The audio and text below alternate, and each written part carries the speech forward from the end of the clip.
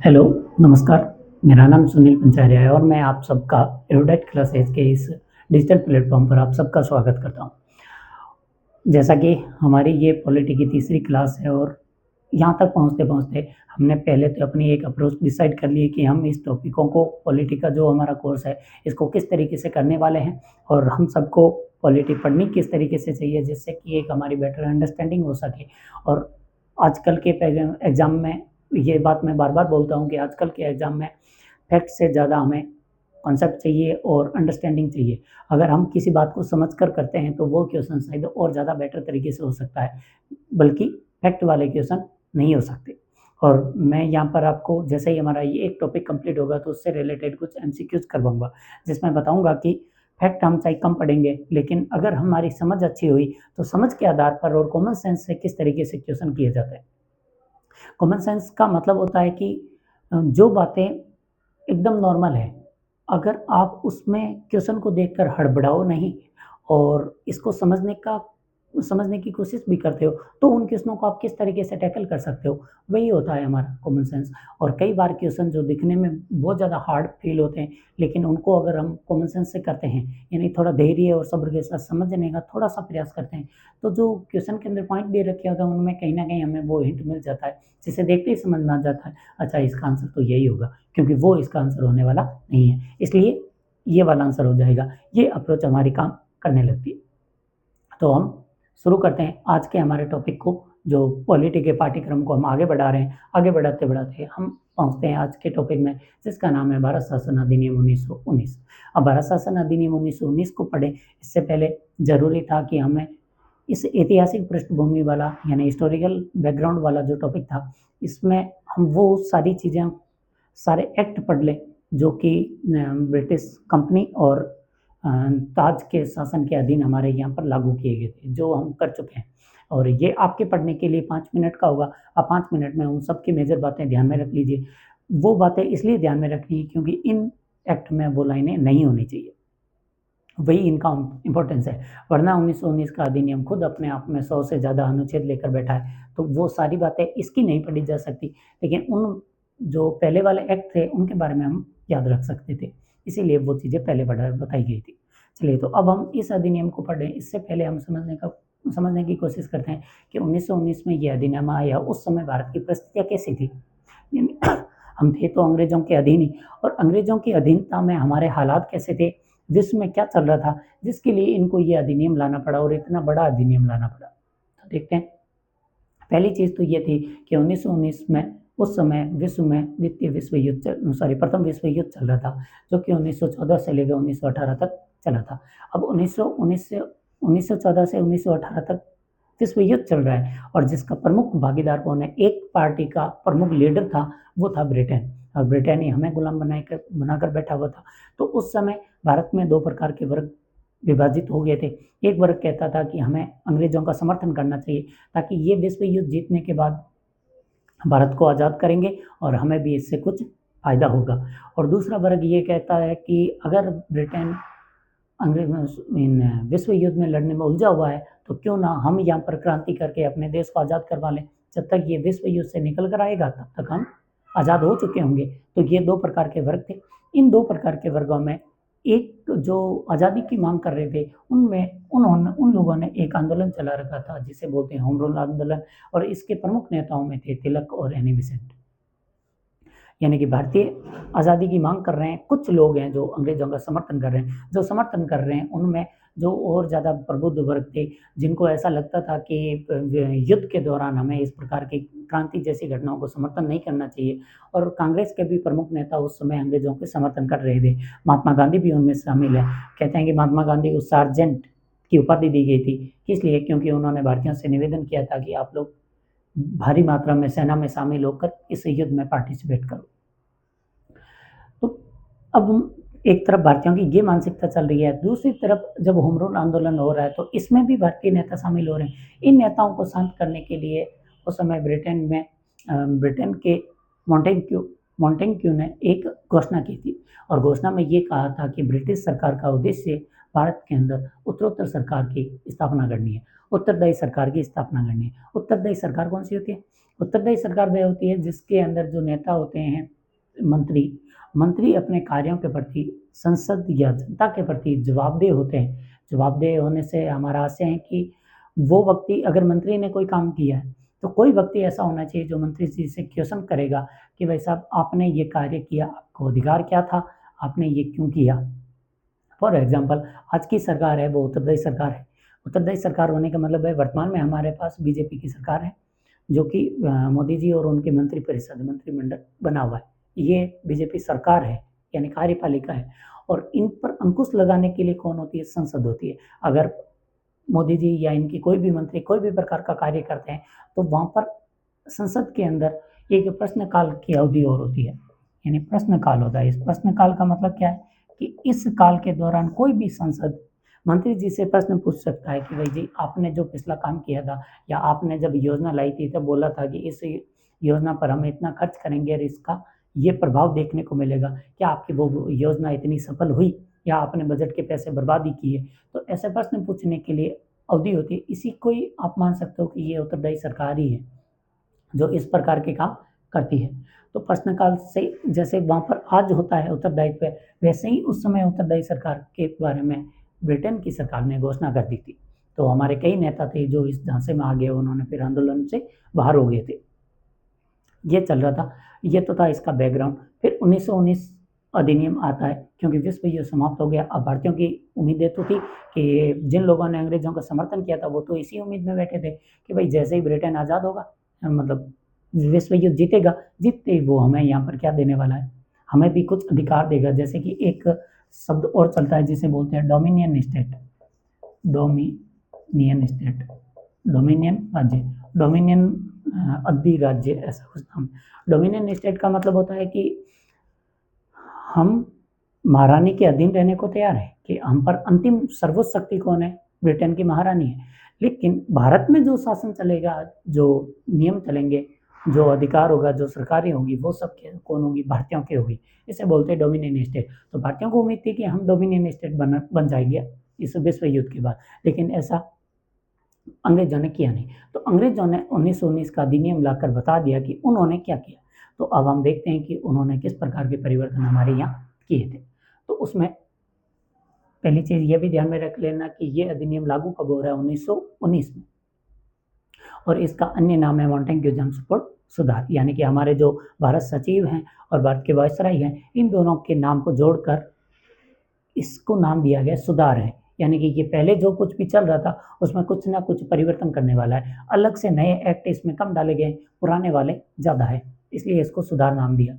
अब इसमें पहला मुख्य बिंदु क्या था कि केंद्र और प्रांत के विषय सूची को बनाया गया। यानी ये कुछ विषय बना दिए कि इस पर कानून बनाने का अधिकार केंद्र की सरकार को होगी, और जो बचे हुए विषय होंगे उन पर कानून बनाने का अधिकार प्रांतों को होगा। उस समय 11 प्रांतें थी, तो उन प्रांतों को कानून बनाने का अधिकार होगा। यानी कि विषयों की 2 सूची बनाई, एक को बोलते हैं केंद्रीय सूची, दूसरे को बोलते हैं प्रांतीय सूची। और इतने दिन तो आपने देखा होगा 1833 में पूर्ण केंद्रीकरण कर दिया गया, यानी बम्बई और मद्रास के जितने गवर्नर जनरल थे उनकी शक्तियों को लेकर हमारे भारत के गवर्नर जनरल को दे दी गई थी। और फिर 1861 के अंदर उनकी शक्तियाँ कुछ रिटर्न की थी बाकी के बम्बई और मद्रास वालों को। लेकिन यहाँ पर आते आते जो अन्य प्रांत भी थे, यानी कि 11 प्रांत हो गए थे। हमने तभी तक 2 की बात की है, बम्बई और मद्रास। एक तो बंगाल था ही, बंगाल में तो ये सब कुछ हो रहा है। एक बम्बई और एक दूसरा मद्रास था। बाकी धीरे धीरे और इनकी संख्याएं बढ़ती गई, बढ़ाते गए। जैसे कि जब यूपी को अधीन किया तो इसका नाम संयुक्त क्षेत्र रख दिया गया, एक का नाम मध्य क्षेत्र, मध्य प्रांत रख दिया गया, और एक का सीमा प्रांत रख दिया गया, एक का असम वाले क्षेत्र का भी नामकरण कर दिया गया। उड़ीसा और बंगाल को जोड़कर एक और प्रांत बना दिया गया था, उड़ीसा और बिहार को बनाकर मिलाकर। इस तरीके से इन्होंने कई प्रांत बना रखे थे। उन प्रांतों के जो गवर्नर हुआ करते थे या लेफ्टिनेंट गवर्नर हुआ करते थे, और कई क्षेत्रों में जो पूर्ण रूप से अधीन नहीं थे, वहाँ पर इनके हुआ करते थे एजेंट टू गवर्नर जनरल, यानी एजीजी बोलते थे। जैसे कि हमने पढ़ा था 1857 की क्रांति के समय राजस्थान के अंदर लॉर्ड्स लॉरेंस पैट्रिक पैट्रिक नाम थे, पैट्रिक एजीजी थे, यानी कि एजेंट टू गवर्नर जनरल थे, क्योंकि वो राजस्थान उनका प्रांत नहीं था। विषयों की सूची बनाई गई और केंद्रीय नियंत्रण को थोड़ा कम किया गया, क्योंकि अब शक्ति किनको दे दी थी, राज्यों को भी शक्ति दी जा रही है। दूसरा, अब जो प्रांतों के जो सब विषय बना दिए गए थे कि ये प्रांतों में इतने प्रकार के विषय शामिल थे, जितने भी थे उनको भी दो भागों में बांटा गया था। दो भाग कौन से थे? एक को बोलते हैं आरक्षित, दूसरे को बोलते हैं हस्तांतरित। आरक्षित का मतलब है कि प्रांत के गवर्नर के लिए आरक्षित है, यानी कि ये वो सब्जेक्ट विषय हैं जिन पर प्रांत का गवर्नर अपनी इच्छा से बनाएगा, ये गवर्नर के लिए आरक्षित है। और दूसरा हस्तांतरित, हस्तांतरण का मतलब क्या होता है? किसी और को दे देना। तो ये दूसरे वाले विषय थे जिनको बोलते हैं हस्तांतरित। और ये जो हस्तांतरित विषय थे, ये भी इन पर अंतिम कानून तो तभी बनेगा जब गवर्नर की अनुमति होगी, लेकिन ये किसको दे दिया गया था? प्रांत की विधायिका को हस्तांतरित कर दिया गया था, प्रांत की विधायिका को। ये गवर्नर जनरल के पास रहे, गवर्नर प्रांत के गवर्नर के पास थे, तो इनको फिर विधायिका को नहीं दिए थे, ये थे गवर्नर की जो कार्य परिषद थी, इस परिषद के पास रखे गए। जबकि हस्तांतरित वाले विषय किसको दे दिए? विधायिका को दे दिए। विधायिका उत्तरदायी सरकार के लिए होती है, जैसे अभी मैंने बोला था मोदी जी की सरकार है, संसद उनसे प्रश्नकाल में प्रश्न करती है, वही उत्तरदायित्व होता है। इसी प्रकार जब ये विधायिका को दे देंगे, इसलिए इसे क्या बोलते हैं? उत्तरदायी शासन की शुरुआत। उन्होंने यही तो वादा किया था कि हम धीरे-धीरे उत्तरदायी सरकार लाएँगे, और 1919 में उन्होंने प्रांतों में कुछ विषयों पर उत्तरदायी सरकार ला दी थी। तो आपसे हो सकता है क्वेश्चन पूछा जाए कि 1919 के अधिनियम में भारत में उत्तरदायी शासन की शुरुआत की थी, तो ये बात सच है, इन्होंने उत्तरदायी सरकार की शुरुआत की थी। और ये उत्तरदायी सरकार कैसे बन रही है कि इन्होंने अपने कुछ विषय किसको दे दिए थे?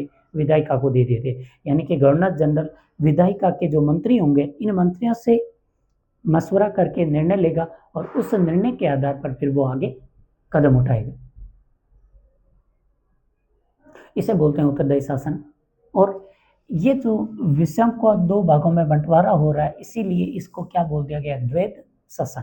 यानी कि अब प्रांतों में दो प्रकार का शासन चल रहा है। एक वो जिसमें गवर्नर अपने परिषद के जो कार्यकारी परिषद है, कार्यकारी परिषद के सदस्यों के आधार पर, यानी उनकी राय के आधार पर निर्णय लेगा, उन्हें बोलते हैं आरक्षित विषय।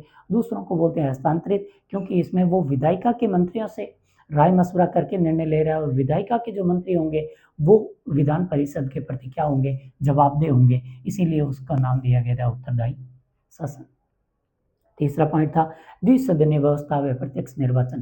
द्विसदनीय व्यवस्था की गई थी केंद्र में, ये उत्तरदायी शासन कहाँ आ रहा है? प्रांतों में। जबकि द्विसदनीय व्यवस्था कहाँ की गई? केंद्र में। केंद्र में द्विसदनीय व्यवस्था करने का क्या मतलब हुआ कि केंद्र के अंदर जो जैसे वर्तमान में राज्यसभा और लोकसभा है, इनकी स्थापना शुरुआत कर दी गई थी 1919 के अधिनियम में, द्विसदनीय व्यवस्था, यानी कि लोकसभा और राज्यसभा बना दी गई थी। और इससे भी ज़्यादा मज़ेदार चीज़ थी, वो था प्रत्यक्ष निर्वाचन। जैसे आज हम डायरेक्टली हमारे सरपंच को चुनते हैं, हमारे सांसद को चुनते हैं, हमारे विधायकों को चुनते हैं, इसे बोलते हैं प्रत्यक्ष निर्वाचन, यानी हमने खुद चुना। तो प्रत्यक्ष निर्वाचन की शुरुआत 1919 में होती है, जबकि अप्रत्यक्ष निर्वाचन पहले से ही होता आ रहा है। प्रत्यक्ष निर्वाचन पहली बार हुआ है भारत के अंदर, जो 1919 के अधिनियम में लागू किया गया था। और ये जो निर्वाचन का अधिकार था, यानी भारतीयों को वोट देने का अधिकार था, वो कुछ विशेष तरीकों पर दिया जाता था। अगर कोई व्यक्ति अमीर है, या फिर वो भारत सरकार को कोई प्रकार का कर देता है, या फिर वो शिक्षित हैं, इसके आधार पर उनको मत देने का अधिकार दिया गया था। और ओवरऑल ये लगभग 10% जनता को वोटिंग का अधिकार दिया गया था। आज 18 वर्ष से ज़्यादा उम्र वाला हर व्यक्ति वोट देता है, इसे बोलते हैं वयस्क मताधिकार, यानी जो व्यक्ति वयस्क है उसको मत देने का अधिकार है। लेकिन इस समय इन्होंने केवल 10% लोगों को ही वोट देने का अधिकार दिया था। जो प्रत्यक्ष निर्वाचन फिर भी शुरुआत तो हो ही गई थी, एक उत्तरदायी सरकार वाली एक थोड़ी से अंश मात्र से, लेकिन शुरुआत तो की थी। और दूसरा प्रत्यक्ष निर्वाचन, ये बहुत अच्छी पहल हो गई थी। उसके बाद वायसराय की कार्यपालिका में 6 सदस्य हुआ करते थे, उनमें एक कमांडर इन चीफ भी था। में से 3 सदस्य 6 में से 3 सदस्य भारतीय होंगे, लेकिन कोई भी भारतीय कमांडर इन चीफ नहीं होगा। कमांडर इन चीफ का मतलब है उनकी सेनाओं का प्रमुख, ये कार्यपालिका में तो होता था, लेकिन ये भारतीय कभी नहीं होगा ये, और फिर भी 3 सदस्य कौन होंगे? भारतीय होंगे। उसके बाद जो प्रत्यक्ष निर्वाचन 1909 के अधिनियम में पारित किया गया था, 1909 के अधिनियम में मुसलमानों को प्रत्यक्ष निर्वाचन की शक्ति दी गई थी, यानी कि वो अपने क्षेत्र में खुद ही खड़े होंगे, खुद ही वोट देने वाले होंगे। ऐसे ये जो प्रत्यक्ष निर्वाचन वाला कॉन्सेप्ट था, इसे सिखों में, एंग्लो इंडियन में और भारतीय ईसाइयों और यूरोपियन तक प्रसारित कर दिया। यहाँ 2 शब्द आ रहे, एक आ रहा है एंग्लो इंडियन, एक आ रहा है भारतीय ईसाई। क्या फर्क है? एंग्लो इंडियन का मतलब है कि ऐसा अंग्रेज जो भारत में आकर बस गया और यहीं पर रह रहा है, आज भी वो वहीं पर रहना चाहता है, उन्हें बोलते हैं एंग्लो इंडियन। दूसरे क्या है? भारतीय ईसाई, ऐसे भारत के लोग जिन्होंने ईसाई यानी क्रिश्चियन कम्युनिटी को यानी कि ईसाई धर्म को स्वीकार कर लिया, उन्हें बोलते हैं भारतीय ईसाई। तो सिखों को, एंग्लो इंडियन को और भारतीय ईसाइयों और यूरोपियों को भी प्रत्यक्ष निर्वाचन दे दिया गया। हो सकता है आपसे क्वेश्चन पूछा जाए जिसमें सिखों, एंग्लो इंडियन और फिर मुसलमान लिख दे और आपसे पूछा जाए कि इनको प्रत्यक्ष निर्वाचन की शक्ति दी गई थी, तो गलत होगा। प्रत्यक्ष निर्वाचन मुसलमानों को तो 1909 में दे दिया था और बाकी सिख, एंग्लो इंडियन, भारतीय ईसाई और यूरोपियों को 1919 में दिया गया था। इस पर बात हो गई। फिर भारतीय उच्चायुक्त का पद बनाया था, यानी कि लंदन में एक हायर कमिश्नरेट का पद बनाया गया था। ये कोई बड़ी बात नहीं थी। अब इससे भी ज़्यादा यूपीएससी जैसी जो संस्थाएं हैं, राजस्थान में आरपीएससी है, केंद्र में यूपीएससी जैसी संस्थाएं हैं जो कि सिविल सेवा की भर्ती परीक्षाएं करवाती है, इसकी स्थापना 1926 में होगी। लेकिन करने के लिए एक आयोग बनाया गया था और इस आयोग का प्रावधान भी 1919 के अधिनियम में कर दिया था कि भारत के अंदर एक सिविल सेवाओं के लिए आयोग का गठन किया जाए, जो कि 1926 में होने वाला था। फिर आता है एक और अच्छी चीज़ थी, वो ये थी, और ये जो फैक्ट है ना, ये इसको तो याद ही रखना, मतलब रट कर ही रखना, क्योंकि एक ये और ये उत्तरदायी शासन वाले, ये ऐसे फैक्ट हैं जिनको मैंने खुद कई बार एमसीक्यूज में और पीवाईक्यूज में देख रखा है कि इनसे रिलेटेड तो पूछते ही रहते हैं कि केंद्र और राज्य का बजट पहली बार अलग किया गया था। अच्छी बात है। और फिर एक और ज़्यादा कॉम्प्लिकेटेड चीज़ इन्होंने बना दी थी कि इन्होंने घोषणा की थी कि 10 वर्ष बाद एक वैधानिक आयोग का गठन किया जाएगा। 10 वर्ष बाद वैधानिक आयोग का गठन किया जाएगा। तो इन्होंने, जबकि वैधानिक आयोग जो कि जिसका नाम है साइमन कमीशन का गठन कब कर दिया था? 1927 में। और भारतीयों ने, आपने सुना होगा कि साइमन कमीशन का भारतीयों ने विरोध किया था, go back Simon, Simon go back, इस तरीके की नारेबाजी की गई थी। और वो किस लिए की गई थी? क्योंकि इन्होंने पहले भारत सरकार अधिनियम लाया था कि उत्तरदायी शासन के भारतीय काबिल हैं या नहीं, इस चीज़ को जानने के लिए, जबकि अब इनको वापस जांच करवानी थी 10 वर्ष बाद। लागू कब हो रहा है? 1921 में। तो इसकी जांच कब होनी चाहिए थी? 1931 में। जबकि इन्होंने अपने चुनाव के डर में, क्योंकि वहाँ चुनाव होने वाले थे, इनको डर था कि हम चुनाव में हार ना जाए, इसलिए इन्होंने 1927 में ही साइमन कमीशन भारत भेज दिया था। इसीलिए भारतीयों ने इसका विरोध भी किया था। तो इस तरीके से इस 1919 अधिनियम के ये 8-10 पॉइंट है जिनको आप ध्यान रखें। और बाकी के जो वो वाले एक्ट बने थे पहले वाले, इन एक्ट की एक जो मेजर लाइन है इन्हें याद रखें, और इसकी जो 8-10 लाइन है इन्हें याद रखिए। फिर मुझे नहीं लगता कि इस अधिनियम में कोई ऐसा क्वेश्चन बनेगा जिसको आप टैकल ना कर पाए। और फिर भी हम 1935 पढ़ाने के बाद में एक एमसीक्यू की क्लास रखेंगे और उसके अंदर देखेंगे कि क्या किस तरीके के क्वेश्चन आते हैं, इन क्वेश्चनों को किस तरीके से टैकल करना होता है। ये भी अपने आप में एक आर्ट होती है। क्वेश्चन आपने देखा होगा कि कुछ लोग कम पढ़ते हैं फिर भी उनका सिलेक्शन हो जाता है, और कुछ लोग बहुत ज़्यादा पढ़ते हैं किताबी बुकवर्म टाइप के, और उन लोगों का फिर भी सिलेक्शन नहीं होता। तो रीज़न क्या है? क्वेश्चन टैकल करना एक आर्ट होती है, जबकि पढ़ना दूसरी आर्ट है। इन दोनों को आप एक नहीं मान सकते। जो ज़्यादा पढ़ रहा है वो ज़्यादा क्वेश्चन करेगा, ऐसा कोई कॉन्सेप्ट नहीं है। कॉन्सेप्ट यही है कि क्वेश्चन को टैकल करना आना चाहिए आपको, और इस पर आपको एमसीक्यूज़ पर प्रैक्टिस करनी चाहिए। प्रैक्टिस केवल ऐसे नहीं होती है कि आपके सामने क्वेश्चन था कि साइमन कमीशन भारत कब आया और आपने प्रैक्टिस करके बता दिया। उसमें ऑप्शन थे 1925, 1936, 1927 और 1930, और आपने रटा हुआ था और आपने 1927 कर दिया। लेकिन आपके सामने ये क्वेश्चन को रटा हुआ फैक्ट में आपने ये तो सही बता दिया कि 1927 से होने वाला है, लेकिन क्वेश्चन हर बार ऐसे नहीं आते जो कि पहले 1920 से पहले 2020 से पहले की हमारी संस्था ने पूछा करती थी, क्योंकि वो डायरेक्ट फैक्ट बेस्ड क्वेश्चन पूछ लेती थी।